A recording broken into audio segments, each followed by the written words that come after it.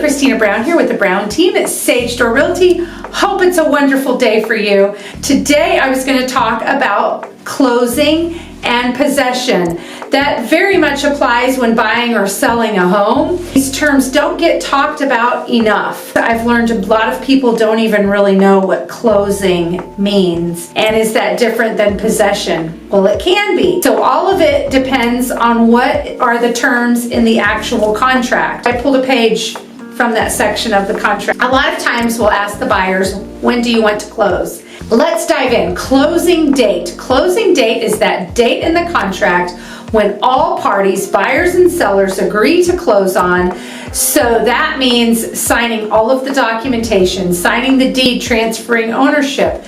If the buyer's getting a loan, the buyer will be signing a ton of loan documents. So the stack of documents you sign at closing, that is what we are doing at closing.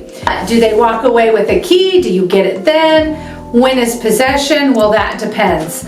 A lot of times we see these few options. Option A is the buyer will put in their offer. We want to close on this closing date and we want to take possession June 1st at noon. Okay, well that could be an issue. If all parties haven't closed and the funds are not there already by noon, you could be handing the keys over to someone that hasn't really technically paid for the house. I like it to say, once everything is closed and funded, closing and funded means they're there and the lender has approved for those funds to be released off onto the seller and the button has been clicked. Doesn't mean the seller's received them.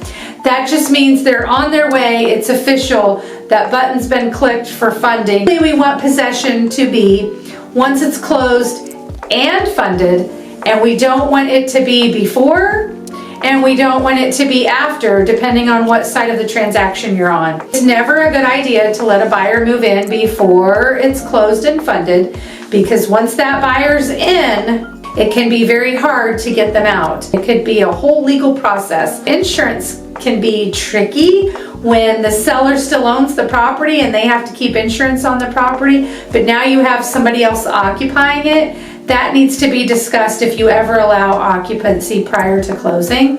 And then the opposite is true, is if you're going to allow the seller time to move out before they give possession to the buyers, then that same situation with insurance can be an issue, because now the new owner has to start insurance as soon as they close and own that property, and then the seller is released at that point and they are not paying insurance. Normally, best bet, do closing and funding on your contract so that everybody is on the same page and we don't have issues. So that's how it works in real estate. Hope that helps. Have a great day.